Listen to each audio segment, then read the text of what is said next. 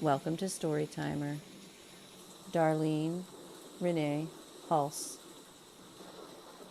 Darlene Renee Jolly was born on October 15, 1955, to Joyce and Oscar Jolly Jr. She graduated from Portage High School in 1973. Darlene met Ronald Glenn Hulse at church. She played the piano and he played the organ. They married in June of 1974. It seemed like a match made in heaven. Darlene was very bright. She finished a 4-year program in medical technology in only 3 years. Ronald completed steelworkers training and they moved from Portage to Argos not long after they married. Ronald worked at a door factory in Plymouth. Darlene and Ronald had 3 little girls over the next 8 years. They celebrated their 10-year anniversary just a few weeks before tragedy struck. The couple had a dog. The dog was away that week being bred, so the house was a little quieter. The couple had gone to many churches in the past years. They changed churches many times. Darlene was at home with her 3 daughters on August 17, 1984. Her father-in-law dropped off some bananas around 9 a.m. for the baby. Witness said they saw a car parked out in front on the road, not in the driveway. At around 9:30, a man entered the home saying that he had a delivery to make. He abducted Darlene, dragging her out of the house while her daughters watched helplessly. He did not harm her daughters, who were in the bathtub. The 2 older daughters ran naked to their grandparents' home nearby and called for help. The 1-year-old was found splattered with her mother's blood, but unharmed. That 30-minute window of time bugs me.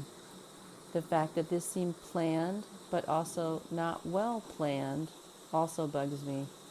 Witnesses saw the perpetrator, and they were not eliminated.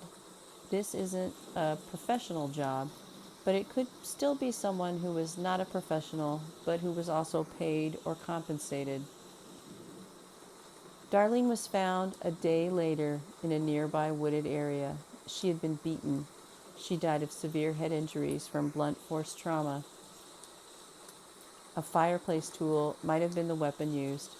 She lost a lot of blood as she was dragged from the house. She was not sexually assaulted. Nothing was taken from the home. The naked little girls were not harmed. That, to me, is remarkable. A sketch of a suspect was produced. A description of the car was also circulated. Suspects were tracked down as far away as Texas. Calls and tips came in. A suspect, Danny Bender, was interviewed and even given a polygraph. He showed deception in the polygraph. Darlene's daughters did not recognize him, though, as the man who killed their mother. Marie, the oldest daughter, got a good look at him. The perpetrator seemed clean-cut and dressed neatly, she said. Melissa, the second oldest, also got a pretty good look at him.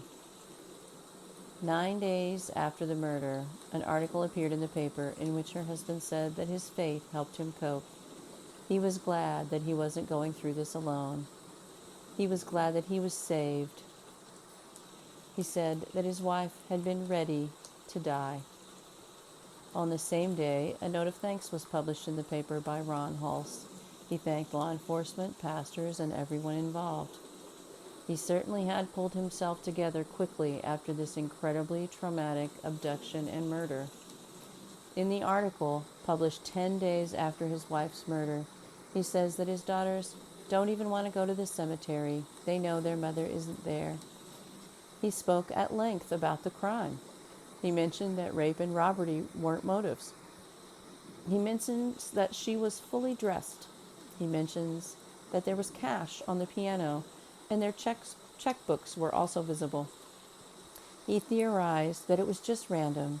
He said Darlene was ready to die and this was God's will. He also said that time will heal the scars. He said that he would like to hire an Amish woman to care for his daughters. He really rallied in only 10 days. He also said that his wife had no enemies and that no obscene or threatening phone calls had occurred before this incident. He consoled his daughters by saying that this could never happen again. He also cheered them up by telling them that they would get new carpet now. Ronald passed a polygraph. He was interviewed. He mentioned being annoyed that his wife had never closed the curtains before. He felt someone could be looking at her. That bothered him before the murder. I'm not accusing anyone. I'm just putting my thoughts out there. I research and write about murders. I give my own personal impressions about these cases. I could be completely wrong. My biases could be dictating what I think here. Time did heal Ronald's wounds. He remarried just a little over a year after his wife was buried. Darlene was murdered on August 17, 1984, and Ronald remarried on October 11, 1985. By 1993, the family had moved on to a new state and a new life. That's only natural. People should move on after a tragedy. It's important to keep going.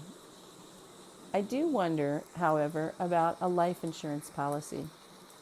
I also wonder if there were unusual financial transactions or withdrawals in the weeks before Darlene was murdered. Was someone paid to murder Darlene? 40 years after her murder, the owner of the funeral home who buried her spoke of the need to solve the crime in a media release. Her youngest daughter also made a statement hoping for a break in the case. That seemed significant to me. The two people involved most heavily in this anniversary story were the youngest daughter and the man who buried her. That struck me as somewhat odd. But again, sometimes a spouse has to close off a tragic event and move on completely in order to cope. Darlene's oldest daughters participated in interviews on a podcast called The Deck Investigates.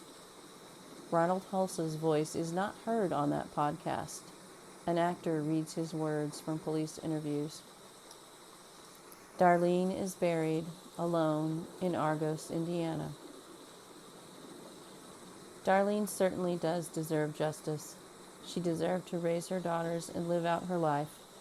She would be 70 now if she was still here. She would be enjoying her grandchildren. In December 1986, a little girl, Brandy Peltz, was murdered nearby. She was homesick all week and was killed on a Thursday. Her house was closer to Argos than the Hulse home. Her house would have been an earlier bus stop than the Hulse home. They are about a mile apart. The Peltz family had received obscene phone calls in the weeks leading up to the murder. The caller never spoke, though, only breathed heavily. A passerby saw the smoke and found that Brandy's house was on fire and found her body in a tub of water. She had been raped and strangled. Darlene Hulse's murder could just be a random violent act for no reason. No robbery, no rape. It could be the story of a man who rallied and moved on with life and love after a truly random, terrible event for his daughter's sake. It's a terrible tragedy. It's terrible to suspect a murder for hire. It's terrible to consider a random murder. It does seem strange to me that it seems like Darlene had to be this killer's victim. It had to be that day and that moment, and it had to be Darlene. He didn't drive down the road and find some other victim somewhere. He didn't go to a big city and find some other victim somewhere.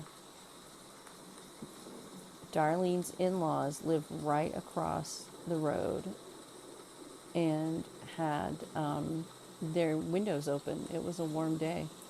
And yet this killer takes the chance of beating and taking Darlene with these witnesses, potential witnesses right there.